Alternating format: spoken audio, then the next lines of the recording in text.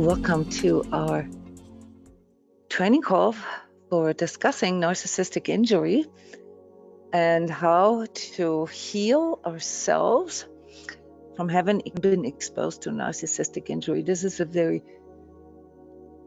controversial topic and often misunderstood. And so I thought I took the opportunity here to, use this as a way to introduce terminology and to clarify some of the confusion around this subject, and also give you guys an opportunity to share your experiences.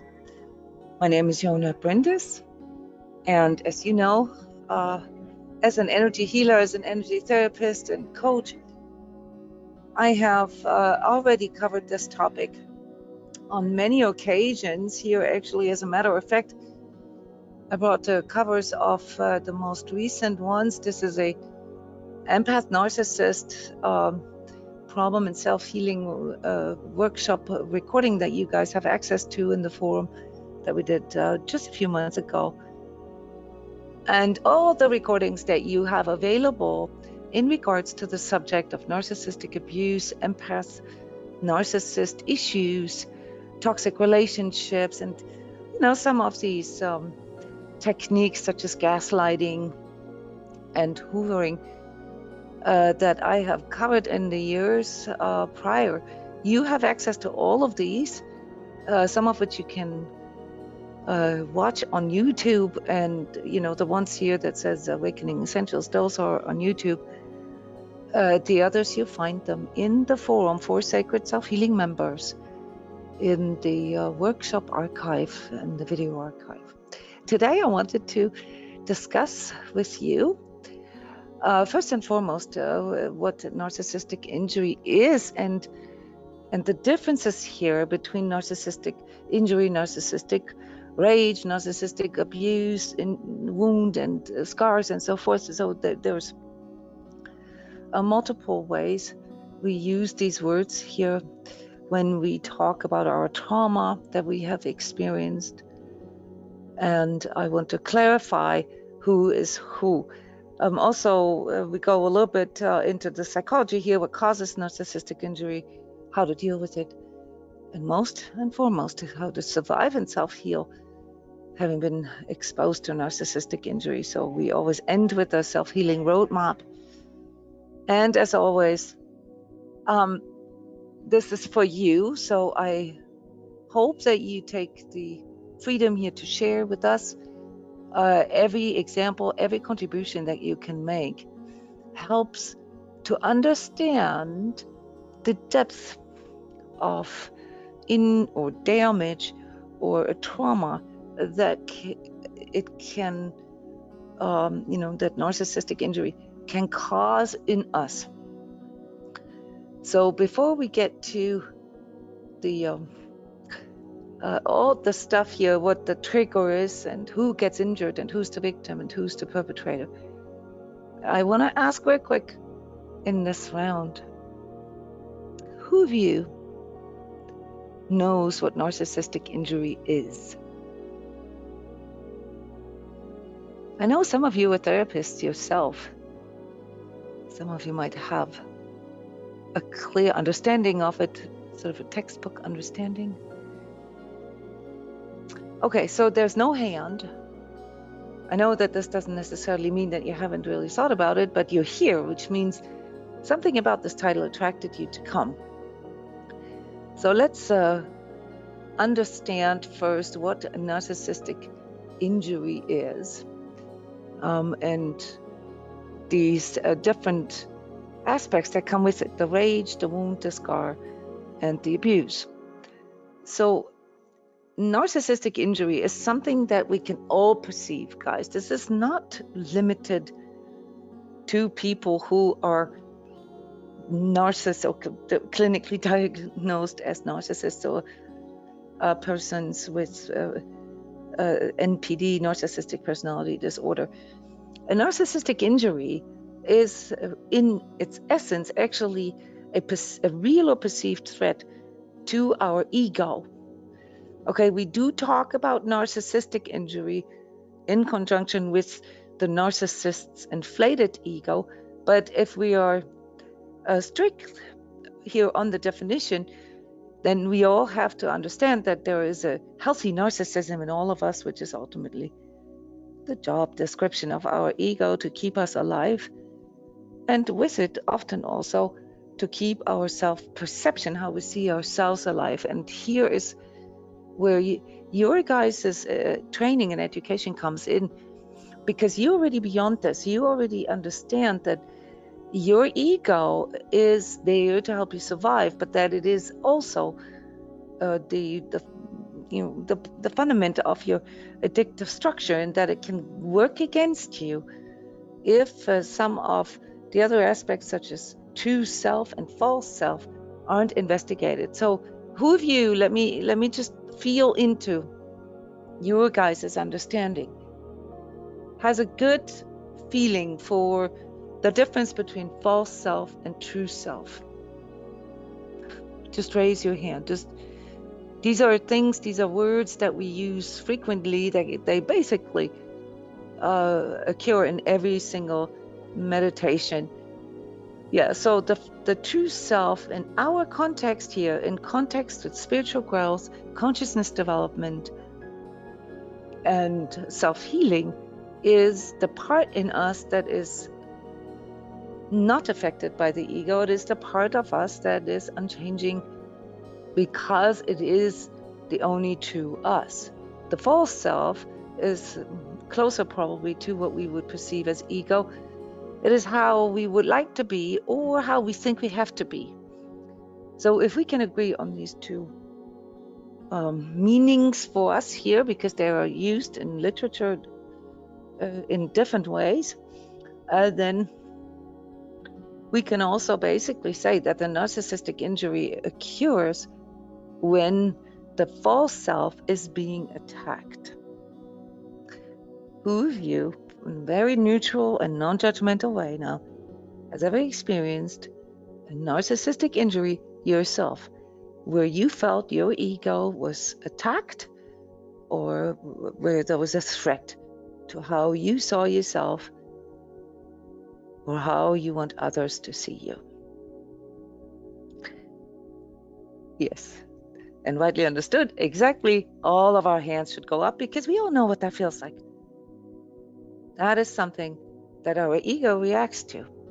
The only problem is when a person is overly identified with the false self, which we then also often call as inflated ego, yeah, where it becomes the person's identity. All right, then all the behavior mechanisms that can come with this, we call them narcissistic, because if we believe in that sort of self-centered way that the false self creates, where it makes us basically as the centerpiece of the universe, everything, everybody revolves around us and relate to us. Yeah, this is the inflated ego. Then, of course, we speak of narcissism. So narcissism is the extreme form of identifying with the false self. And narcissistic injury in this context here, how we want to use it, refers to this moment when a narcissist feels his inflated ego, his false self, being attacked. Any kind of threat, real or perceived. Something happens then. And what happens is what is in literature called narcissistic rage. Narcissistic rage is the acting out of the perceived narcissistic injury to the fragile ego of the narcissistic personality by disproportionate and overreactive anger. It's a total overreaction. Has anybody ever experienced this? Has anybody ever been in the presence of someone whom you basically, unintentionally, it looks like to you, you made them completely freak out on you unintentionally. You said something, you did something, or you didn't say something, or you didn't do something that they expected, and they lash out. That's quite a lot here. Yeah, that's like 70-80%. So here's where I would like, it is everybody, yeah. Now, we all know what it's like when we have a bad moment and we lash out. Someone who's not a narcissistic personality will realize that. We do too. We have these moments where, you know, we're overloaded, or where we're simply in a bad state and things have compounded and we act out. But due to the fact that we have an empathy, that we have the ability to see how that was disproportionate, how that was not fair, we typically apologize. We go back and say, hey, I didn't mean it that way, and so forth. So this is how you can tell if somebody is a narcissist or not, when somebody actually feels remorse or guilt for lashing out. This is not a narcissistic personality, all right? So narcissistic injury is a phrase that was formed by Sigmund Freud like 100 years ago,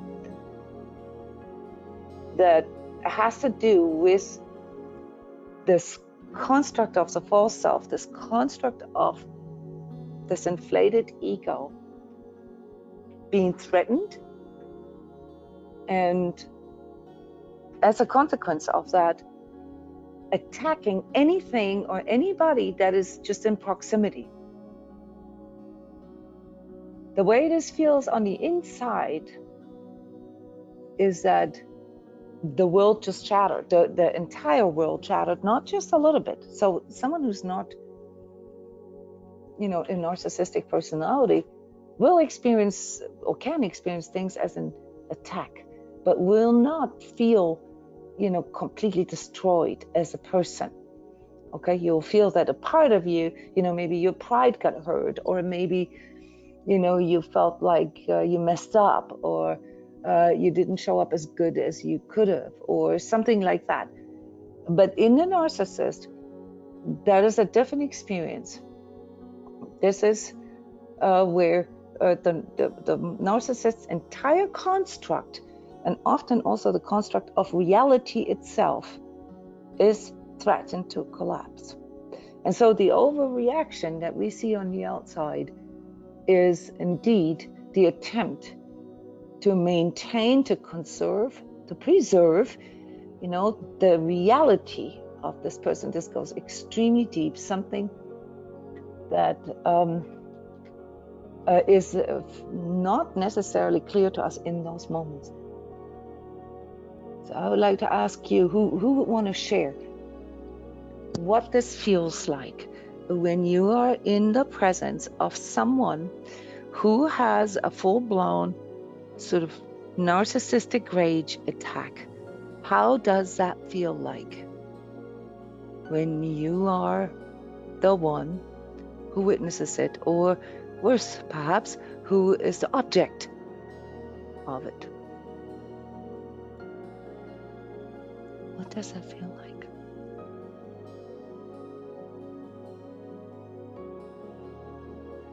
like? Just so we all know, I mean, narcissistic injury, narcissistic personalities, narcissistic rage can occur in any situation in life. This can occur at work, co-worker or boss situation. This can happen at home. Parents can show this kind of behavior.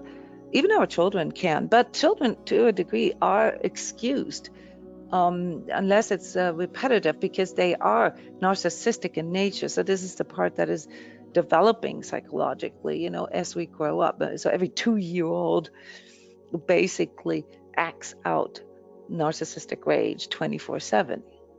Okay, but in grown-ups, this can, you know, happen really everywhere. Obviously, in intimate relationships, and very frequently in intimate relationships, because narcissistic personality only seem to really show this part of them with people, that they have some kind of dependency to it, that they somehow need to support the construct. And they're also interested, obviously, in what other people think of them, and all the way to social media and what the world thinks of them. But when it comes to the actual, dependency at home, I need you to be the one who reassures me that I am the greatest in the world. Then that is the closest to home, and usually also the strongest forms of narcissistic rage that we can experience. Who would like to share? I'll speak up. Mm-hmm. For me, in that moment in time, I have a fear response. I get scared.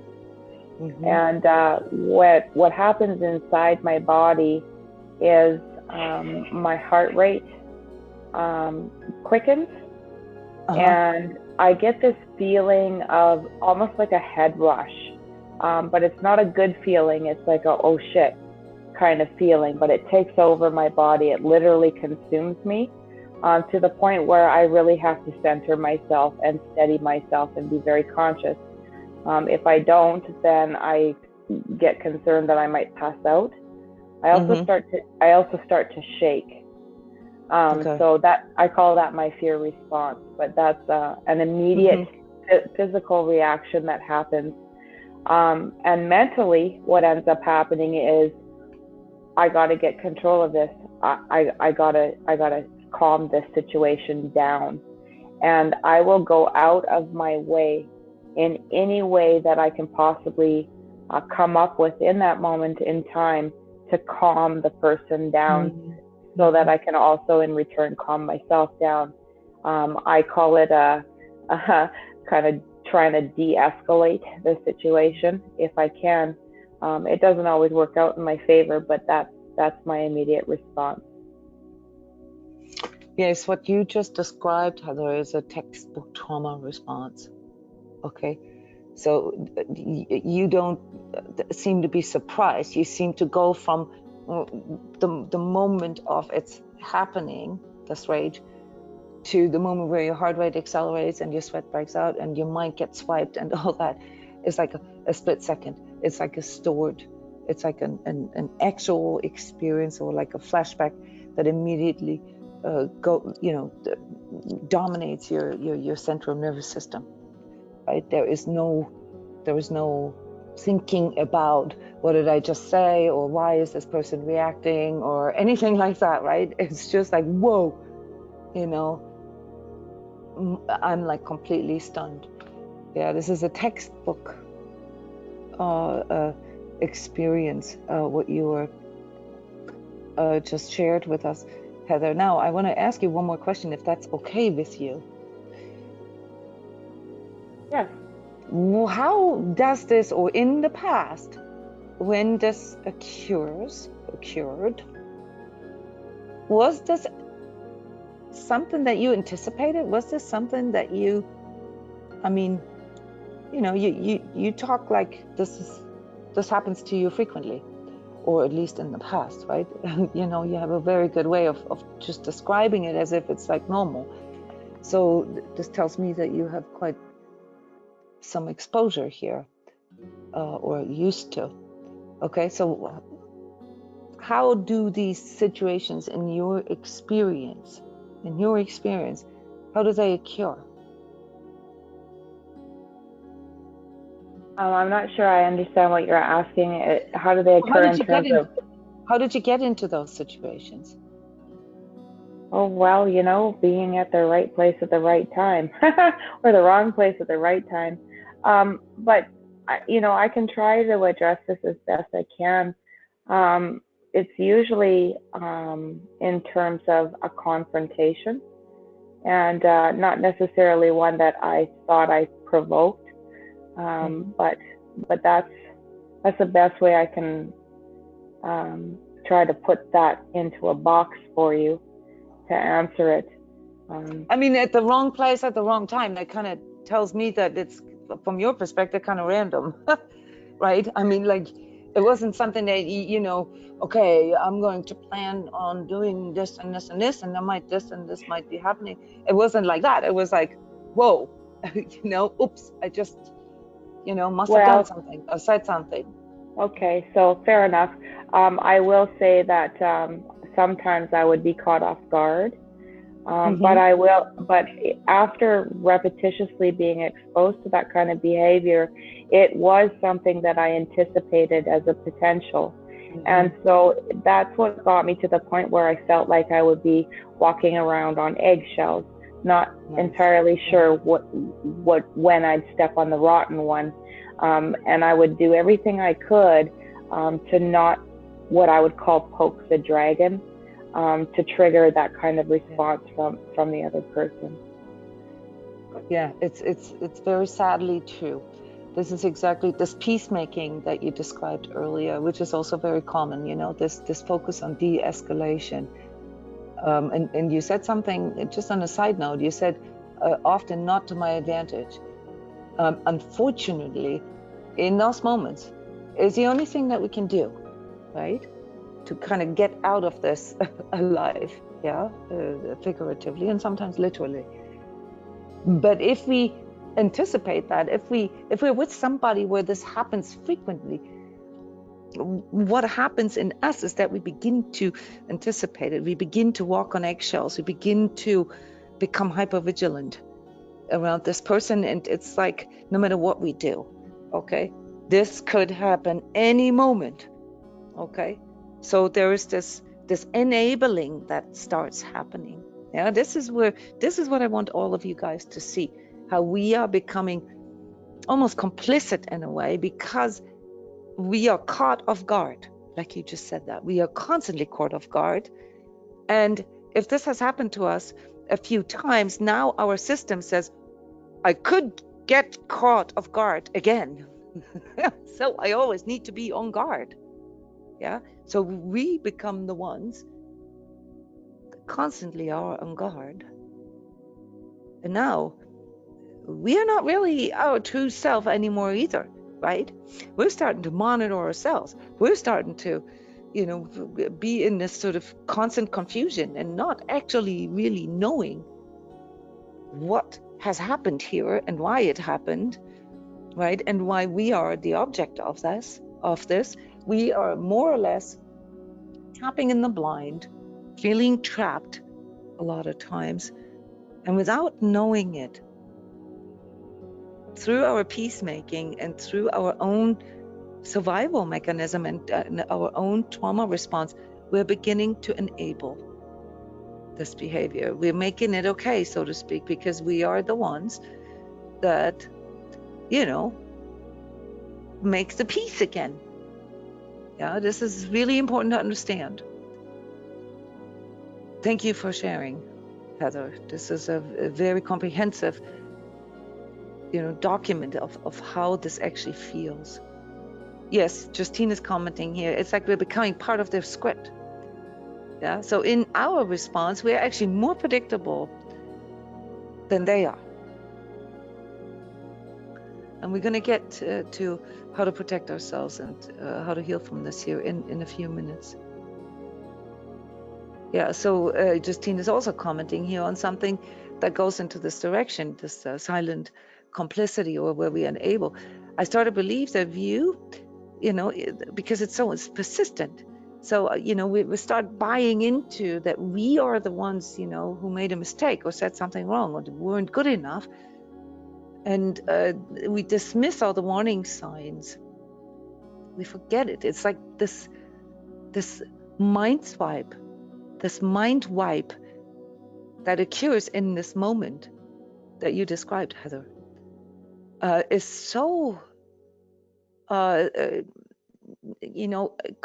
so all-encompassing. Yeah, it's like a reset to our nervous system, that we get so trapped in just survival in that moment that we never even think about how it got there, and whether it's even appropriate, what the other person said or did. We get so pulled into this drama that we no longer have sort of this rational thought about it. Yeah, that could get us to saying, hey, stop this is not okay, or anything to do with boundaries, to just simply say no or walk out. We don't even get there. We are just in that sort of fawning and like you said, de-escalating place just to feel safe. Yes, Justine. Oh, thank you. There came a point in time where I almost wanted there was a movie where this guy wrote things on his arms because he kept forgetting when he woke up in the morning what happened the day before. I forget the movie. And there was a time where I thought, I got to write on my arm that, okay, this person is like this, so don't forget, because I would always forget. And that's why I love animals so much is they don't do these games. And it's just so beautiful when you can be yourself, and then when you have to be something you're not because you're codependent, like it's a tough one to get out of. It truly is. Yes, it makes us question humanity, doesn't it? It makes us want to give up on humans altogether when we are exposed to narcissistic behaviors, and especially the narcissistic rage that comes out of this narcissistic injury. Then we are more or less being pulled out of being human. Okay, we have to literally respond, or react like a, like a prey animal. Okay, and this is the reason why we never get past the trauma response, because we get so wrapped up in our nervous system, get so wrapped up in it that we forget it. Yeah. Yes, so the forgetting part, who of you has had similar experiences, guys? This forgetting. Like where it actually happens on a frequent basis, but you just like every time you start new, having the hopes that this time is going to be different, right? And it actually never really is, maybe for some time, but it's only a matter of time. Yeah. That's like 80% of you. Thank you guys for sharing. Let's walk back here for a second and clarify a few more terms. What is a trigger? So a trigger is something that, sets it off. Okay. And what Heather just shared with us is characteristic because, the people who report about this, what it's like to be in the presence of someone who has this sort of blowout or blow up as a consequence of narcissistic injury. They are the ones that experience themselves as the trigger. We think we are the trigger. We're going to clarify this here. This is also interesting, namely some of the questions that arise in us, where we're not actually at the end of this episode. We're actually not sure anymore. This has to do with the forgetting. Who got hurt? Who got injured? Do you guys know what I mean? There's a confusion. It just leaves us utterly confused. And by their reaction, we're often left with the feeling like, oh my God, I must have done something really wrong or said something really wrong. And we might even end up apologizing. You guys know what I mean, right? So there's a confusion about who gets injured and who's the victim and who's the perpetrator. And that's why we need to look at these terms so that we can use them correctly. Okay, so narcissistic injury is basically the trigger, that sort of threatens the ego. Okay, the narcissistic rage is the acting out of that. Okay, that is what happens, and here in conjunction with narcissism, in the narcissistic personality, the disproportionate and overreactive anger that we get hit by.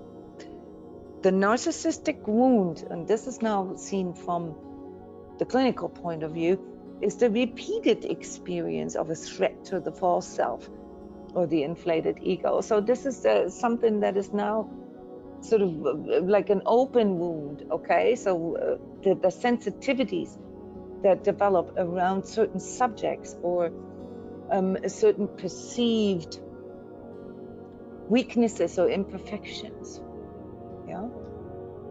And the narcissistic scar, that is a psychological defense mechanism against the narcissistic injury, to preserve, you know, the construct of the ego, to let nobody even near that injury, okay? So when it comes to us here as sort of the naive bystander or karmic supporting actor, yeah, we happen to be in the scene, we happen to say something, and we might tap into that narcissistic scar, okay?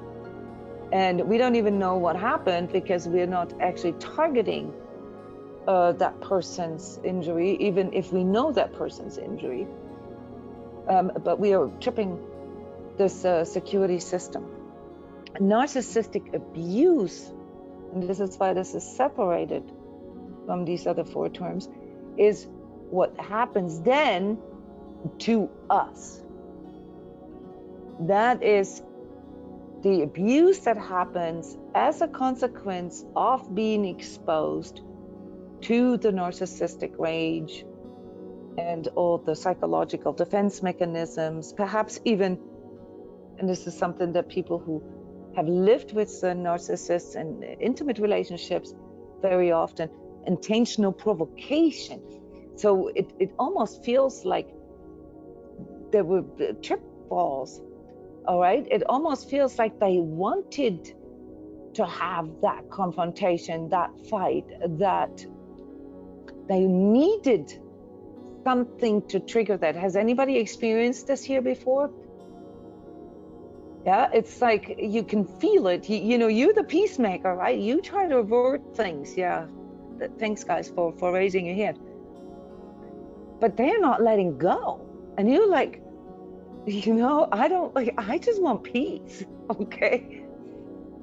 And they're cornering you to this situation or to this place where you now have to say no, you have to enforce a boundary, or you have to say something to get out. And the narcissist uses that as a trigger to blow up on you. Yeah, this is why it's important to understand, first and foremost, you know, sort of how these different gradients work, okay, and where the abuse takes place. The abuse takes place in us, because we are being used as, well, a canvas, or like I called it, a supporting actor. We are just happen to be, you know, the person here in the play. And when it's an intimate relationship, as I mentioned before, there's often a bit of a dependency there as well, okay? The narcissist wouldn't be with us, we wouldn't be with them, but the narcissist wouldn't be with us if there wasn't any supply in that, if we wouldn't deliver something to them, maybe our adoration, our, you know, love for them, our codependent, you know, ignorance, yes, to be nice to them even if they act out. That is something that, you know, delivers supply to them in a way that it helps to maintain and preserve the construct. Yes, and Justine is adding something to the conversation here, which I think is very productive. She says, in all fairness, I've stirred up the pot too, except I often over-apologized afterwards. So this is something And I'm sure everybody who's experienced this in an intimate relationship or even with parents or siblings, that can happen as a long-term consequence of exposure to narcissistic injury.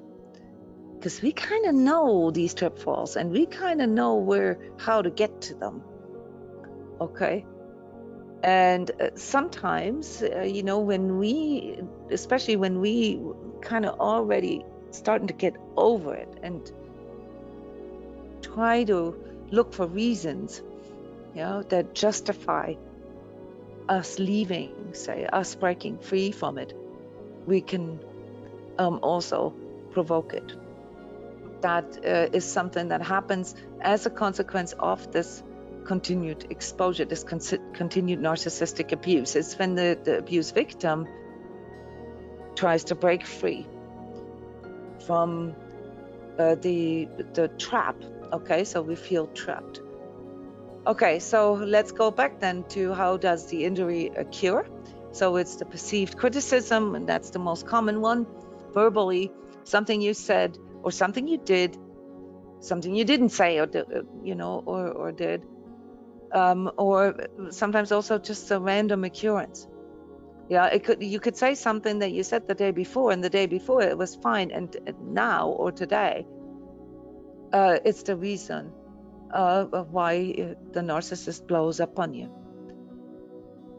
In the narcissist, though, what really happens here is that there's like a perceived criticism, right? A perceived attack, and that perceived, defensiveness and oversensitivity leads to a very irrational boundary. So one of the hardest things with narcissists is that it's very difficult to know where they're at. They are completely erratic for us, okay? And they often show up in these, completely nice and love bombing us and super supportive and, almost pedestaling us, and 1 minute, and then the next minute, we are the worst person in the world, and we are beyond grace, and so forth. So we are dealing with a person who's highly irrational, and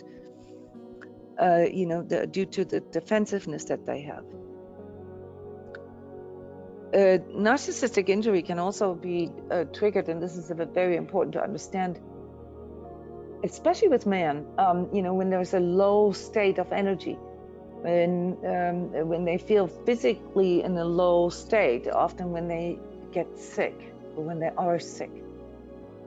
Because when they're physically not functioning, and also when they age, narcissists tend to get more vicious when they get older, because they experience their physicality as a limitation that they're not actually willing to accept. Okay, so that's something that not even they can defy, and so they find that in and of itself as an attack. Okay, so sometimes, when they are not feeling that well, no matter what you say, can trip that off. Becky is asking, is there always a rage reaction? Could they react differently? Well, I mean, this is a textbook phenomenon, Becky. So in conjunction with narcissistic injury, the most common reaction is the narcissistic rage. Now, not every person who has narcissistic behavior or personalities is a full-blown narcissist. Okay, so there are sometimes other personality disorders or psychopathy, that are underneath that narcissistic behavior, and often also addiction. So alcoholism is a very good example. So you don't always deal with a full-blown narcissist. You can also deal with a covert narcissist, which might not show this narcissistic rage overtly, who will pull that narcissistic rage inward and act it out in sneaky ways. yeah, behind your back, you know, or you know, plotting a secret revenge. Yes, in people with that are psychopathic, they might come back to you like a year later, okay, and still remember that moment of their narcissistic injury, and use that as rationalization why they have to harm you. In borderlines, who often show very similar behavior patterns to narcissists, these acting out patterns are so erratic and happen so many times a day that it's very difficult to say if this is actually narcissistic rage that you're experiencing, or if this is part of their own mental disorder. Yeah, so the silent death stare, Cheryl, that you were mentioning here, the silent treatment is a good example for sort of an inverted kind of rage. Okay, it's where you're being treated like you don't even exist, or where, you know, their grandiose love that they have for you is being pulled away from you as a punishment for what you are, what you've triggered there. And there are all sorts of dramas that are going on inside the narcissist, trust me, okay? Huge narratives and stories that are going on that justify all of this. Yes, Brian, and the covert type of narcissism, in which, you know, they are not, you know, quite inflated overtly because they simply aren't that good. Okay, they simply can't pull it off, yeah, to be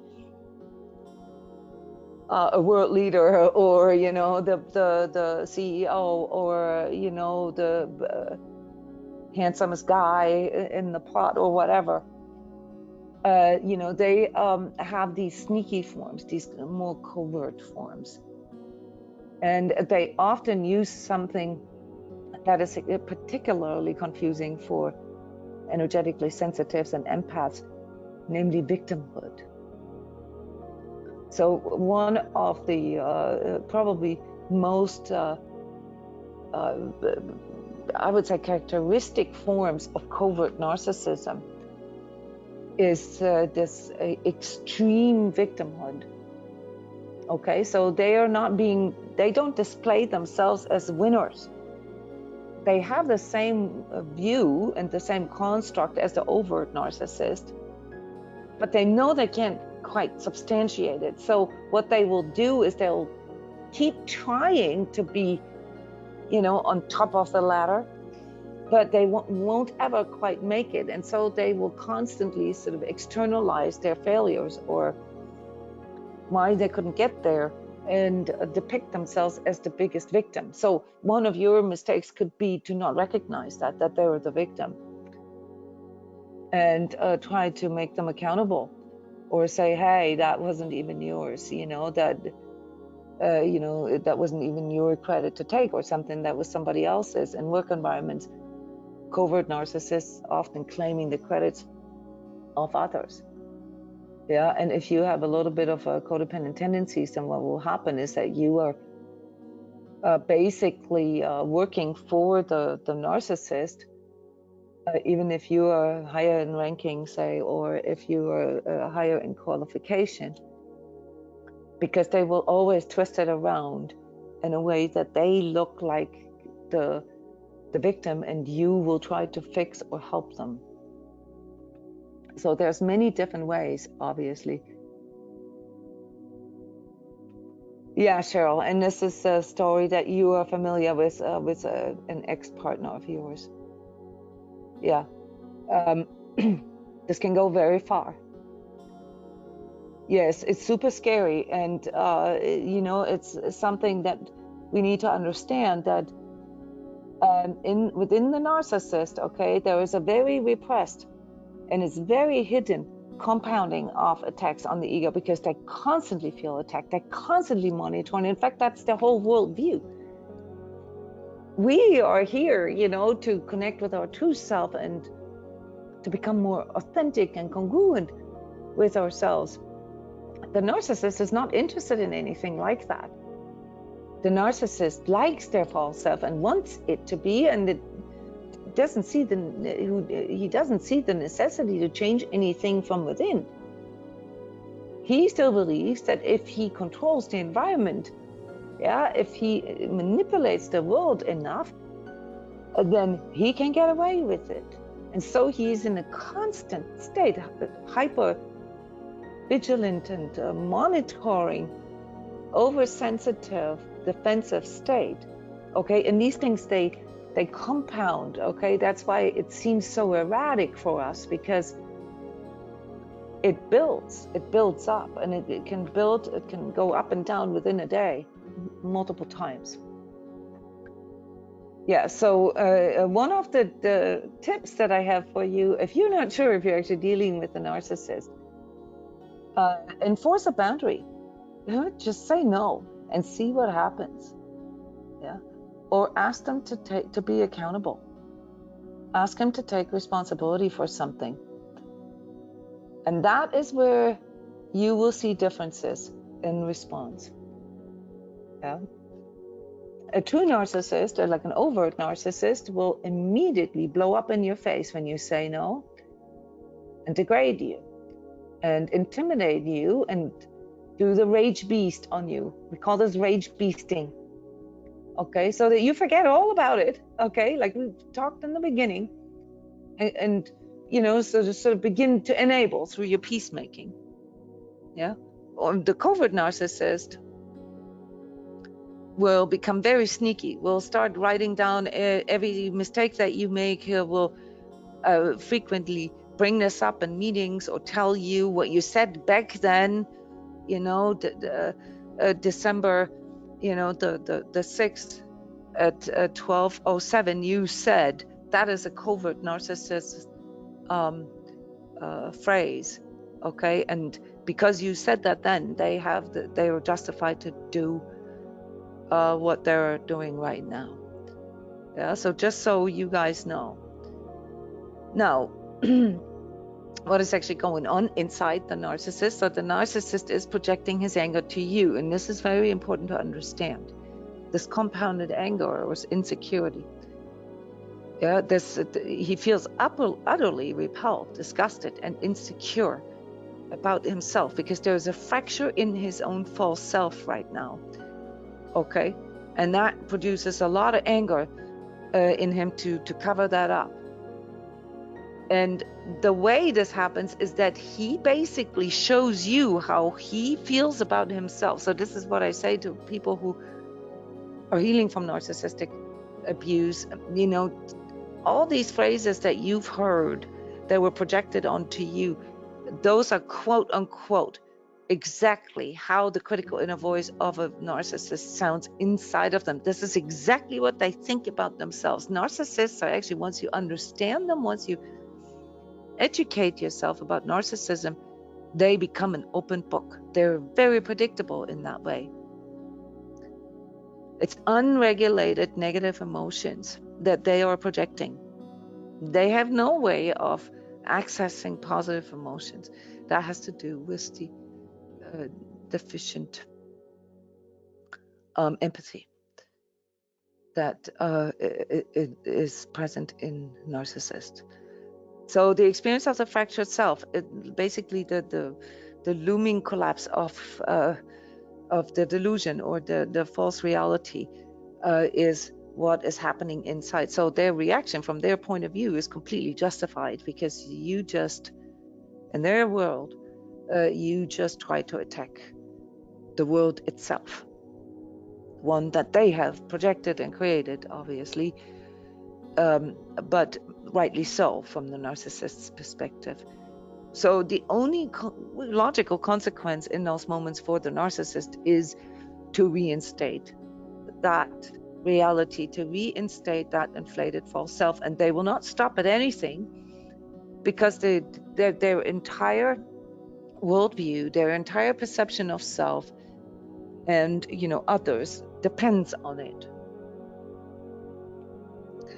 Unfortunately, this can also in narcissists happen randomly. Okay, so this is why it's very difficult when you don't have that problem. It's very difficult to understand that. So what goes on in you? You guys already gave us a testimonial here. Okay, in the victim, well, first of all, you feel surprised and confused, and you feel so overwhelmed that you fawn. That's the peacemaking that Heather mentioned earlier. Yeah, you immediately try to de-escalate or avert, sort of even more drama, because you are full on intimidated by this, which is the purpose of the narcissistic rage, of the rage beasting.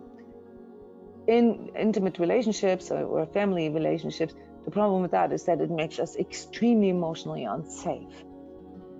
And as a consequence of this, guys, and I really need you to internalize this, we start questioning our emotions, and we also detach or dissociate from our own emotions, because we are now thinking that the problem is with us and our emotions.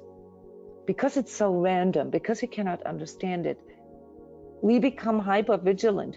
You're walking on eggshells, as Heather, as you called it earlier, and question ourselves, constantly question everything about us. And the saddest part is that we stop talking, stop sharing. You guys ever notice that? How this is really affecting our communication, because we want to connect with other people, but we recognize that through the exchange and the common experience with other people, we are learning, we're growing, we are we have new insights and so forth. But that kind of gets suffocated with the narcissist. Yes, yeah, we to the degree, Justine, that we feel we need to better hide. Yeah, that's a deep wound that is created in us through that narcissistic abuse, guys. That takes a lot longer to heal than just walking out of the relationship with the narcissist. Yeah. And Heather, this isn't uncommon. Heather is sharing, I stopped talking entirely to anyone for a long time, 0 words. Yes, and not only that, it can go even further than that, like Justine insinuated earlier, losing hope in humanity, thinking that all people are narcissists or evil or bad or ghouls or whatever. Oh, this is interesting. Yes, and when you did start talking again, you develop a stutter. Yeah, that's all. Those are trauma responses, Heather. Yeah, Abigail too. Yeah, a lot of people. This is not uncommon. You have to understand that this isn't, well, I have my problems with the word, but this is normal. Okay? Humans want to connect. Humans want to communicate. Humans want to exchange. We are designed that way. Just because we somehow in our selection process here, in regards to the people that we surround ourselves with, and we're not going to be able to cover this here today, but this is the subject of all these hours and hours, I don't know, 20 hours of workshop about narcissistic abuse and all the different nuances and where it comes from and so forth, and how it displays. There's something in us, experiencing that. And I often call this a karmic task in overcoming that, because if we don't, it literally shatters our world. It shatters our ability to connect with other people altogether. Yeah, and Abigail, this is the thing. Abigail sharing, I felt like if I was silent, it would resolve itself. Yes. So you started seeing that the problem was you, right? Yeah, that you were the problem, that you reacting to it is the problem. So wonderful. Yes, that's wonderful how you shared this. So you stopped reacting so there wouldn't be a problem. That is a yes, and hiding as well, Denise, yes. But this, Abigail, this is huge. This is a really important insight. That you, as a response to this kind of behavior, stopped reacting. And really what you're saying is you tried to stop feeling altogether because it was unsafe. You cannot stop reacting without shutting down your emotions. You have to shut down your emotions. And when you shut down your emotions, you're not just shutting those down. Obviously, you do this so that you don't have this physical response anymore, because that's super exhausting. You're shutting everything down. You're shutting your needs down. You're shutting your boundaries down. You're shutting your perception down. You're shutting your aliveness down. You become a zombie. Yeah. And I don't know if this is something that you have already come to experience, but it does not resolve itself. Us going into that phoning, us going into the peacemaking, into the, shutting things down within us does not resolve it. There is no solution. We are feeling trapped. In fact, we are enabling it.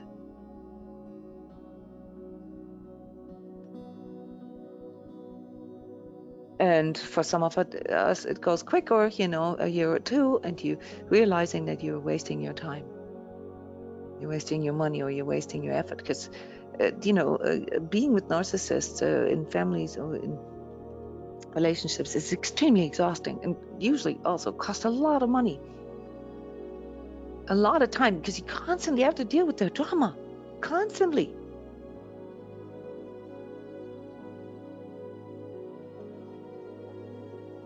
So how can we protect ourselves from damage?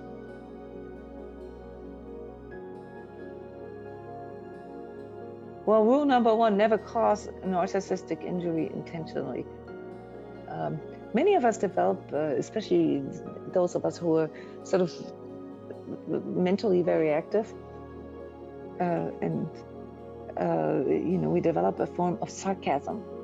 Anybody here develop forms of sarcasm as a result of this narcissistic injury, where you kind of fawn, but there's a little sting to it at the end of it, right? Because we feel this bitterness and the cynicism. Exactly. Do not do that. If you, for whatever reason, think you need to have your narcissist in your life, okay, then you're gonna have to live with that. The only way to not waste your time, waste your money, waste your,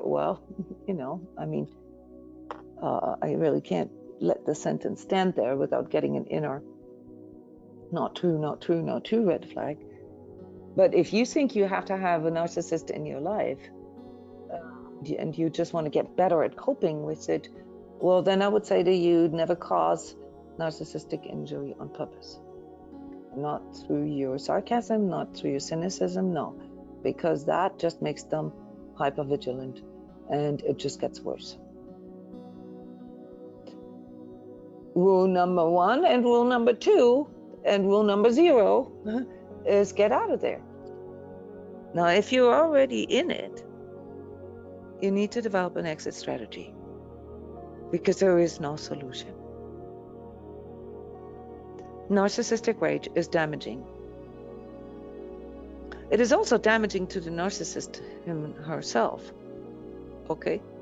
And this is a question I want to discuss with you here in a minute, but for you, for the bystander, for the object, the canvas, the karmic supporting actress or actor, there is no solution.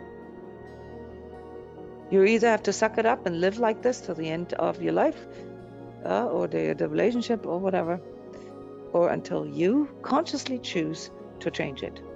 Why am I saying this? I can tell you exactly why. Because the narcissist has no interest in changing anything. Yes. And if you walk out, they're just going to instantly replace you. Exactly, Justine. New movie, new actors. The narcissist will not an inch, change his worldview, his false self, or his construct. You will be discarded, and the narcissist will also make sure that you know that you were discarded, because obviously part of his false self is that there's no way he could be left by somebody. He has to, dump the other first, or quit the job first before he, gets dumped or gets fired. That is not an option. And even if it's not the truth, they will make it look that way. With the slight spin that covert narcissists put on that, where they will call all your family members and all your friends and tell them what a victim they are and how they're concerned about you. That you basically dare to let them go because they were the best that could happen to you. So obviously there must be something wrong with you if you, left them. There's gotta be a different reason, probably another guy or girl or something like that, somebody with more money or something like that. You've heard that word for word. Yeah. It's absolutely predictable. The damage to us is evident, and there's no way to protect yourself from it other than get out of there. Yeah. So how can we then heal from narcissistic abuse? And I want to pick up on a question here that Justine asked a little earlier, and that was just triggered through something that I just said. And when can we believe that they have healed? So I would like to, I assume, Justine, that you're talking about the narcissist. Okay. So since everyone here seems to have extensive experience with this, I want to ask you about your opinion. Can the narcissist heal? How do we know that they've healed? Do they even know that there's something wrong? Abigail says they won't heal. Abigail, you want to share? Sure. What makes you say that? Because I tried for over 20 years. So I have hands-on experience of that. You've tried. What did you try? Like being there, providing space, thinking I was being loving, allowing them all the behaviors that weren't appropriate, always kind of giving them space to kind of come back, and it was just always more and more and more. It was I think a good word for that is like insatiable. There was no healing, and there were moments when I thought there were healing, but they were kind of short-lived and kind of prompted by external events, but they didn't fundamentally change the pattern. Like some of the behaviors changed over time, but the underlying pattern was always there. But the other thing is that I didn't see that for many years. I think so. It's also about oneself that when you're in it, then you don't see it. And I still don't see so many things even now, after, I don't know, several months away from that. Yeah, it's very insidious. But there was an interesting faux pas that happened here. I don't know if you picked up on it. How do we know they heal, or they're even trying to heal? And you said they can't, or they won't. And I asked you, how do you know? And then you said, because I've tried. Okay, so this is something that I pick up on, because this is too common for people who are, and this includes myself, and you guys know this, we've talked about this at length on many other occasions, you know, who are codependent, or who have been injured, who have been, you know, exposed to narcissistic abuse. It's like, we think we need to try. We think we need to, well, you explained it, facilitate their healing. We think we have to do better so that they can heal. And right there is the damage. Because that wasn't the question. No, you said the right thing, Abigail, and this is a very beautiful sharing, because that's exactly how we all feel. I mean, those of us who have experienced narcissistic abuse. Just to give you a little backwind here, let me ask you in the group, who of you could have experienced the same thing as Abigail? Like, just like right there, tried everything in the book, give more space, be more understanding, less boundary enforcing, more patient, more loving, trying harder. Yes, that's all of us. Thank you guys for sharing. But I did want you to see this, Abigail, and everybody else, that this is what we think. We think we need to do this. We need to heal them, or we literally believe that we are responsible for their healing. Isn't that so?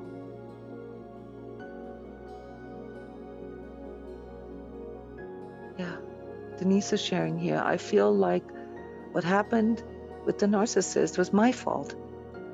And like I was the narcissist. But then, you know, by listening to the webinars, you're seeing the signs now, and it's reassuring. Yeah, this is how many of us feel that we need to heal in the relationship when we're still in it. That we need to change, we need to do something, we need to help them, we need to be better. It's all of us. Yes.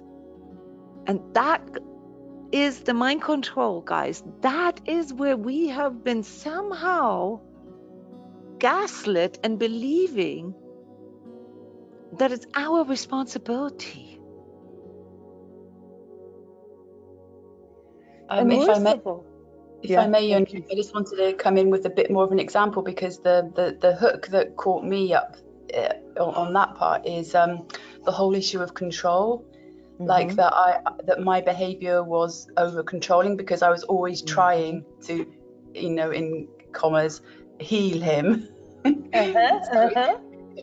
So like, but it was always control. So I was there desperately trying to control this situation, or situations that were dreadfully out of control, and feeling completely powerless.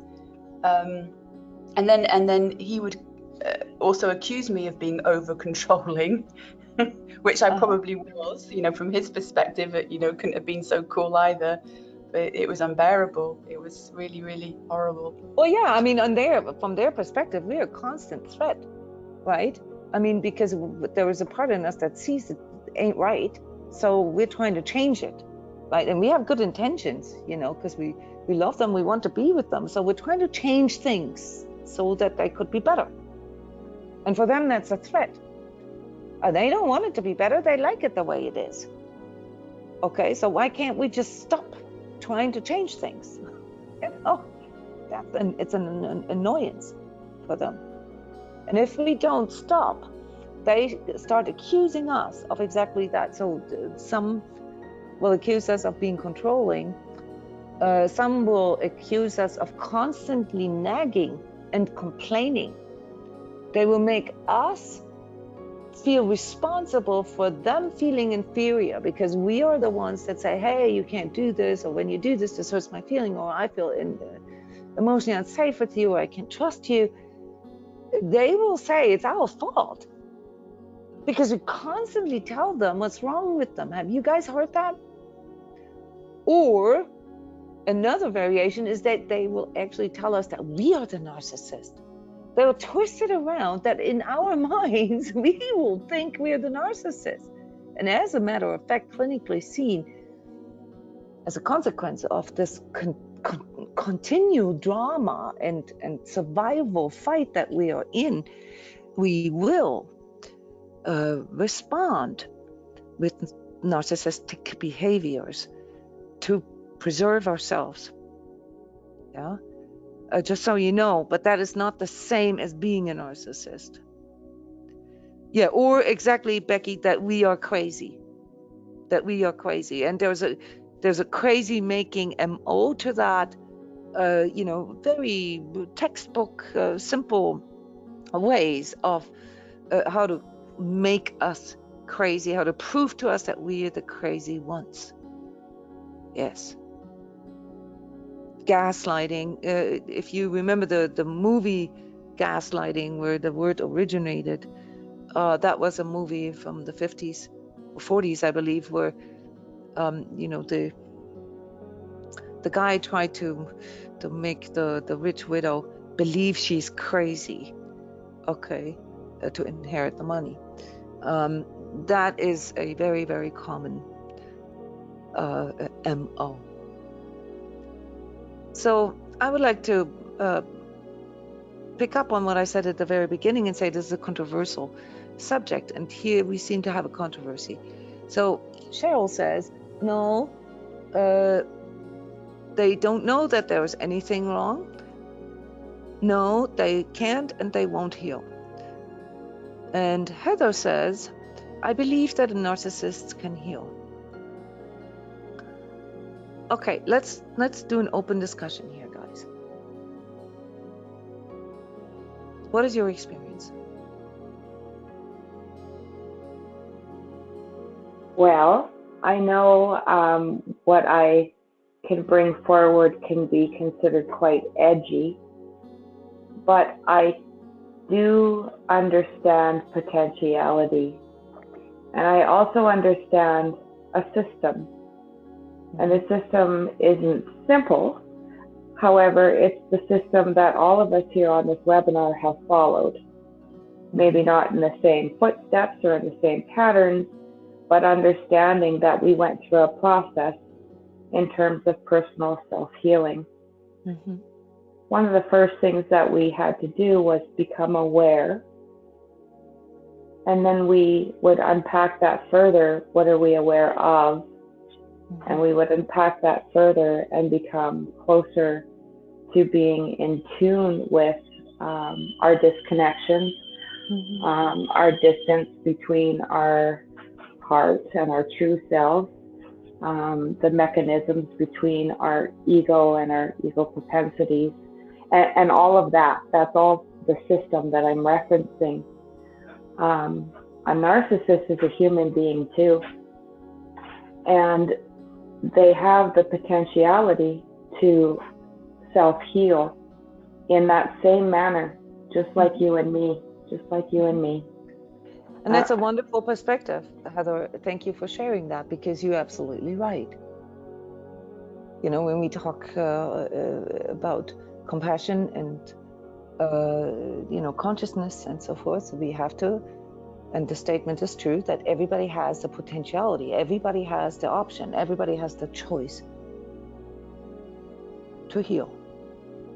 Everybody does, no exception. In fact, from a spiritual standpoint, it is our power, our most sacred power, namely the power of free will, the power of choice. And if we want to stay non-judgmental, then we have to come to the conclusion that everybody has the right to heal. Everybody has the potentiality to heal. But then we also have limits of that. Yeah, so there are limits to certain things. Some of the limits that we've learned, and you're absolutely right, Heather, this is a systematic learning. We do follow a system here. It's the system of honest and truthful self-inquiry, right? That's what we do. You nailed that when you said we start the process with becoming self-aware and discovering, you know, our own fractures and our own disconnects, and we learn the mechanisms or the mechanics of how to balance that, how to bring this back in balance, as we understand healing as, you know, a harmonic. Okay, bringing things that are disharmonic back into harmonic, bringing things that are imbalanced back into balance, bringing things that are fractured or that are disconnected back into connection.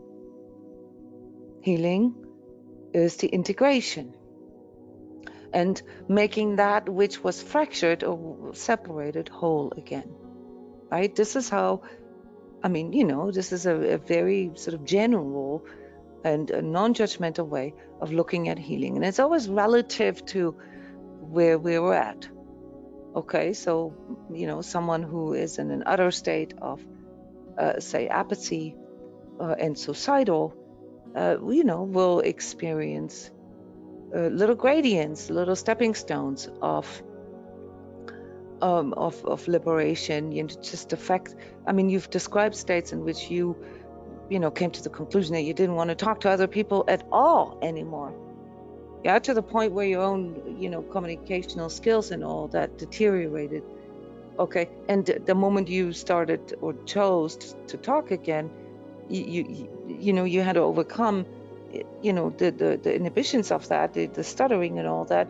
But this was already healing. This was already a very healing thing, to reconnect again, to learn again, to exchange again.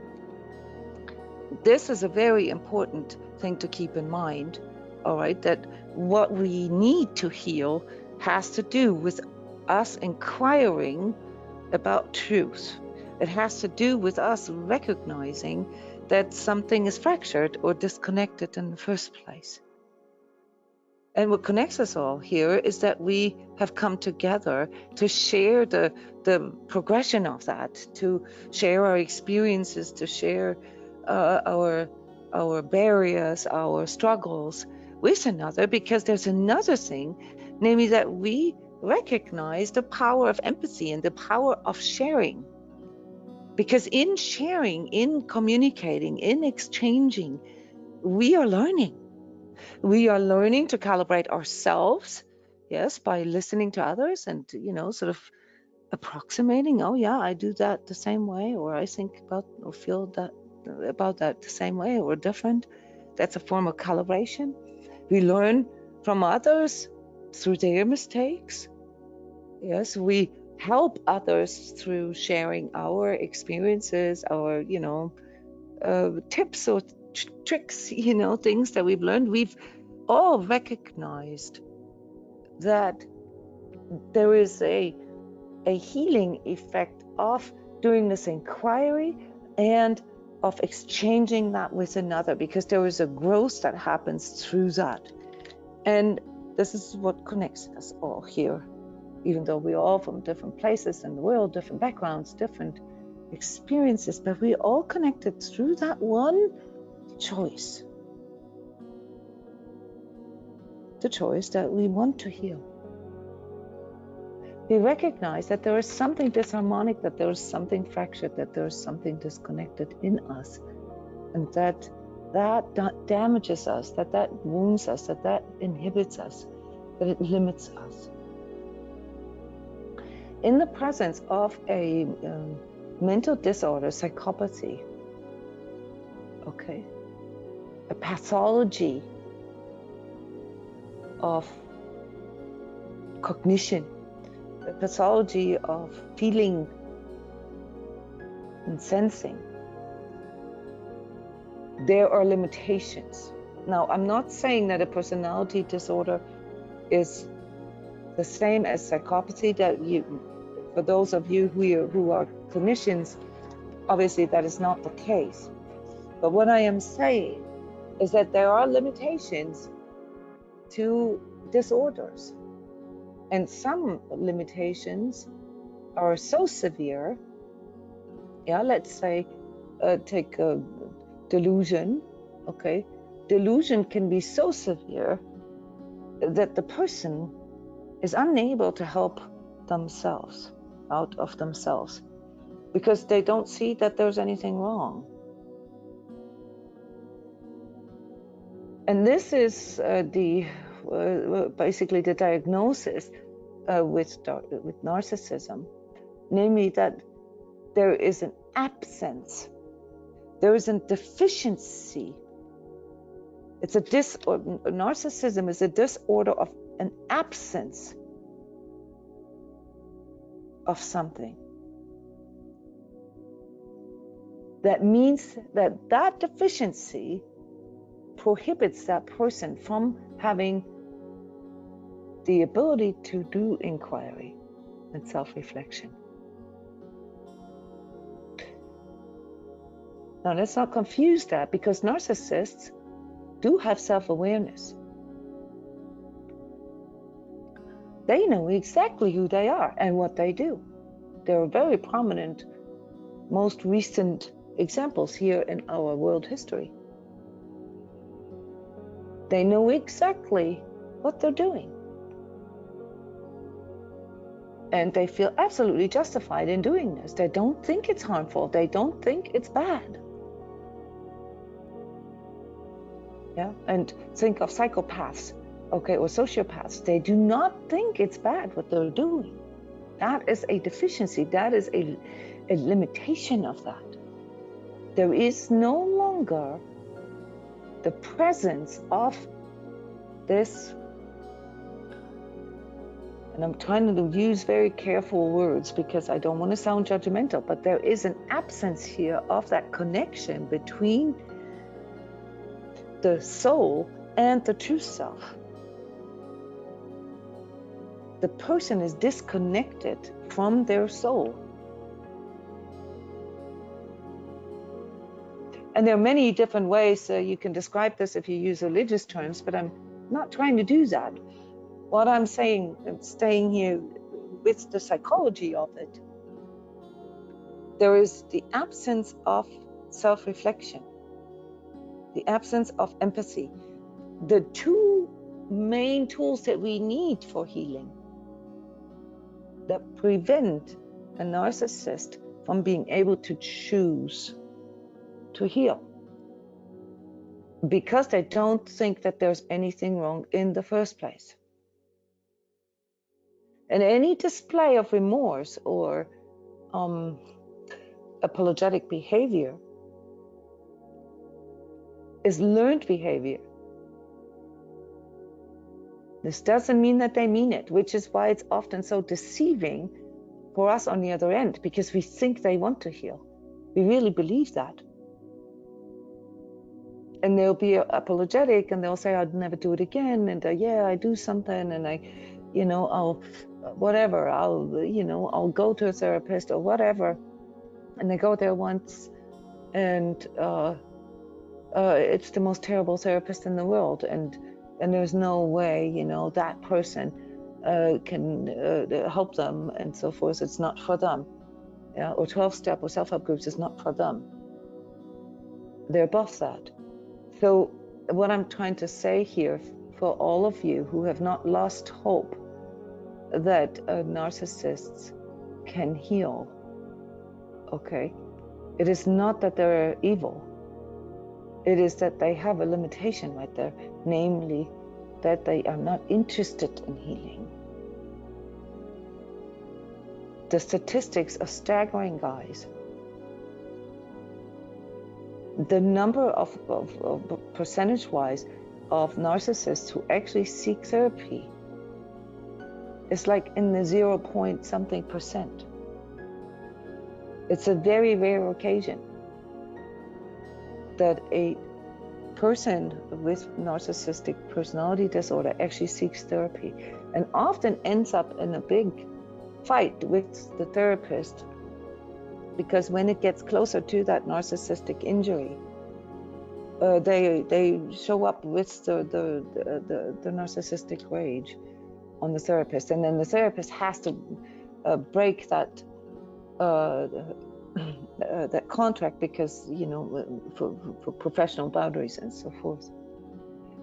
So this is the perspective of the psychological perspective,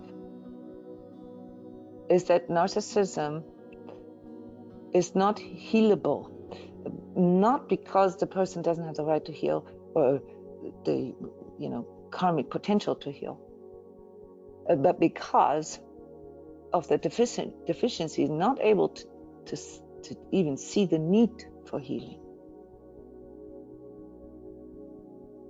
And this is why you see comments down here from me. This is where we get in trouble sometimes. There is a part in us that can feel this. I want to read your sharing here. So Denise is not sure if they can. It's on them because of free will, I agree. Abigail says something very healthy, especially for someone who is recovering from narcissistic abuse. It's not my responsibility to be involved in narcissists' healing process, so it doesn't matter to me. Why do I call this healthy? Well, obviously, because in the past, and it took quite a few years, according to Abigail, according to what you shared, to get to this place, you've more or less exhausted yourself in trying to do so, and you're now realizing that it's not your problem. Yes, they have their own path to follow, and that is absolutely correct. Everybody has to follow their own path, with no exception. We are not responsible for anybody's state of healing, or potential of healing, or choice, or karma for that matter.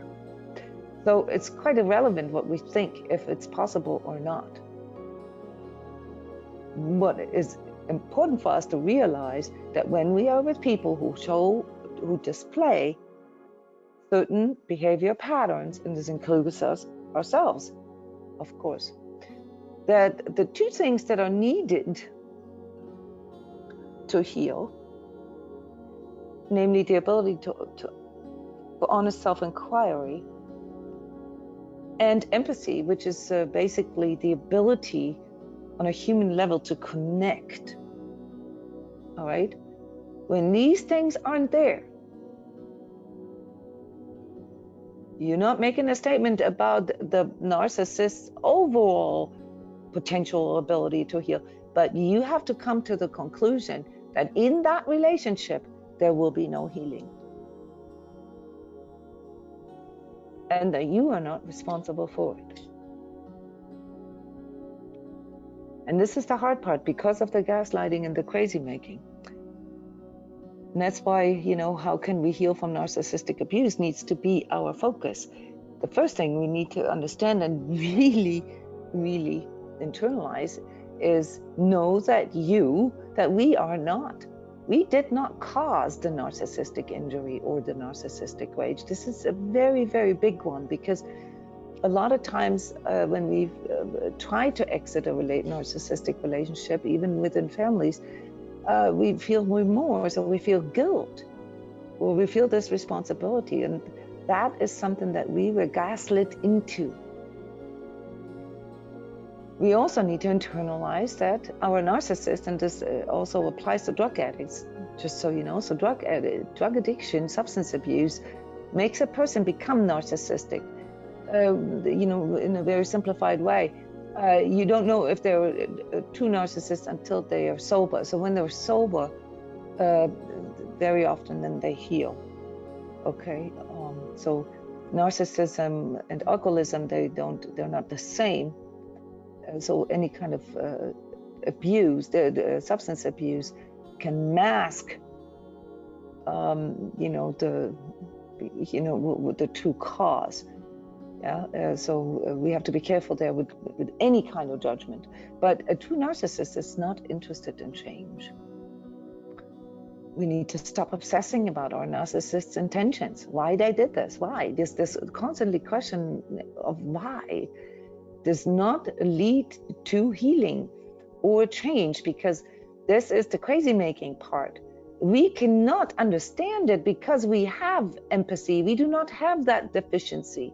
We cannot understand it. This is an endless loop.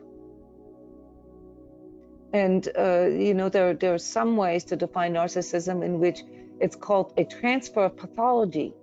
So the emptiness, the deficiency that the narcissist has gets transferred over to the abuse victim, because the narcissist regulates himself through the emotionality of the victim. The victim starts desensitizing and dissociating over time, you know, cutting him or herself off, getting numb, all right, and begins to feel like an empty shell, the original pathology that the narcissist has. And the narcissist feels increasingly satisfied through, you know, getting your emotional reaction, your reactivity. Yeah, we need to educate ourselves on this, on the MOs. Yeah, mind control, gaslighting, crazy making. And also, if you want to dive a little bit into psychology, attachment styles, and often, you know, also inner child aspects. Stop trying to understand him. Yes, stop trying to understand him. You can't. Okay? This is not possible. And this is a big issue for empaths, because they believe that they can understand everybody and feel everybody. No, you can't, because there's an utter absence of something. That which you thrive on, that which is your source of energy, he is a black hole of that, or she, okay? So it sucks it out of you. It is not something that is exchanged. Even if there is a payoff for you, which is a big part of the healing process, you know, to investigate what you got out of it. Yeah, so the healing process, most and foremost, has to do with stop questioning ourselves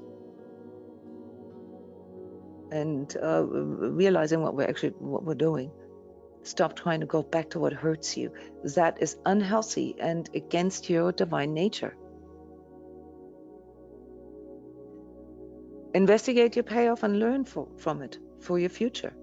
Yeah, that's what I just mentioned with, you need to kind of become aware of what attracted you in the first place. And this is then when you end up with inner child and attachment stuff and family karma stuff, because you'll find out that there was a time in your life where you were exposed to narcissism without knowing it back then, or narcissistic behaviors that groomed you, that predisposed you to, that made you feel normal in the presence of a narcissist, that you recognized as something that you feel familiar with, and therefore it slipped through your radar. Yeah, because you didn't even realize how damaging these behavior patterns were. Refrain from revenge, guys. You know this already. By energizing revenge, you're taking on karma. So don't try to enforce karma here. Karma is basically the overall divine law that brings everything back into balance eventually. It's not your responsibility. But most and foremost, refraining from revenge, because you're energizing a negative feeling there, a negative experience. So closure is often found through learning and growing out of this experience, and developing gratitude for these learning experiences, because they helped you to discern, they helped you to calibrate yourself, they helped you to reinvent yourself. And a lot of times, guys, I hate to say it, but narcissistic abuse is one of the number one reasons that people seek self-help. It also becomes the key event, the catharsis for us to actually go into consciousness work and to become more aware of these things. Yeah. So understand what groomed you to be attracted to narcissists in the first place. Then, you can let go of this of your narcissist, because that wasn't actually so personal, not as personal as you think. It was never really about you. So self-healing roadmap, like Heather called it earlier, the system, to break free from this recurring damage and the abuse that follows, is to, of course, what we always do, to observe all your perceptions and learn to discern. If anything, question your perception, but not yourself. Journal. Because of the forgetting part that you mentioned so rightly earlier, you have to write things down as they occur, as the insights are fresh, as they come to you, so that as you read it again, you can internalize it. Just sucking up info, does not integrate it. Information and even the energy work and the downloads isn't integrated until you begin to apply it, until you begin to contextualize it, or as we often experience, recontextualize what you're experiencing. Increase your emotional literacy. Yeah, that's the expression of how you're feeling, and how you're feeling is a composition of what you're sensing, what you're emoting, what you're thinking, and what you're perceiving. And most people, use a very, very limited vocabulary to express themselves. Yeah, and this is then what becomes a limitation for us in experiencing ourselves, because if the only two states that we describe ourselves with either good or bad, you can imagine, then there is not much learning. So we have to, in the course of our maturity and learning through life, and growing in our wisdom, learn to express ourselves better, find the higher expression of who we are and how we experience things. Have firm boundaries with yourself and with others. Never engage in rage, and go into no contact if necessary. I am a rigorous enforcer of no contact, and those of you who were in the most recent mind control healing workshop, and also the energetic self-mastery course, where we talked for 6 hours about narcissistic abuse, etheric abuse, and mind control, understand why. Because if you understand what's going on etherically, you can better see why you have to go no contact on all these levels. Acknowledge your own delusions and attachments, because they are being played on. They are a big part of this confusion. Find healthier expressions, especially for your fears and your anger. There is a fear conditioning that happens in us if we have been exposed to narcissistic rage. Yeah, anyone who grew up in an alcoholic household where there was or physical violence, has that fear response. It's a trauma load that we bring into our life, which means anything around fear and anger and our coping mechanisms needs to be investigated, because it was set up at a time when we were in fact powerless. So we are not powerless anymore. So we have to find healthier expressions for this, and a lot of times we have to really work with anger, because if we have experienced rage, this becomes our kryptonite, anger, any expression of anger, and so we get stuck in anxiety. And that's why it's very important to really work with anger and find healthier ways to express our own anger, so that we no longer need to be afraid of it. Find better ways to nurture yourself and express self-love. Make a conscious choice to shift. This is your power again, your free will. You can change. Use simple mindfulness techniques that we teach here. Relax, breathe, ground, meditate, transmissions, anything that can facilitate your inner connection. Yeah, instead of obsessing about your narcissist, go into inner connection. Become aware of your own state and especially your own needs.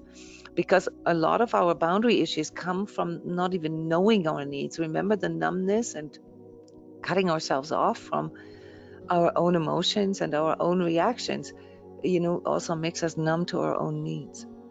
It can be very damaging for us. Find a creative outlet. Do consciousness work with yourself and find closure in growth. In you becoming a more conscious person, a more empathetic person, a wiser person. But most and foremost, a more conscious person that understands that self-love is the first and most important facilitator to healing, along with, the empathy for others, the connection with others, the exchange, and the sharing. Something that all of you here practice in this very beautiful way, and it never ceases to amaze me. It moves me with every self-healing webinar that we do together. What this wonderful healing is that is coming forward through you sharing, through your attention, through listening to this recording even. Yeah. So remember, narcissists are walking and talking time bombs, and this is not your job to contain them, to de-escalate them, to heal them, or to make peace with them. Your job is to make peace with yourself. Your job is to learn how to better love yourself and make choices that are conducive, that are expansive, that are healing for you, and that lead you to growth. Okay? All right, everyone. Thank you so much. Of course, there is a recording for you. You will get one. I was a little slowed down here the last couple of weeks with the editing, so you'll probably get a bunch of emails from me here in the next couple of days with all these different recordings of the workshops that we've done here, and not just the workshops, also some of the meets and reflections and so forth. Yes, so and as always, I will post it in the Sacred Self-Healing forum as well, the workshop, the video archive. Thank you so much, everyone. Wonderful. Bye-bye.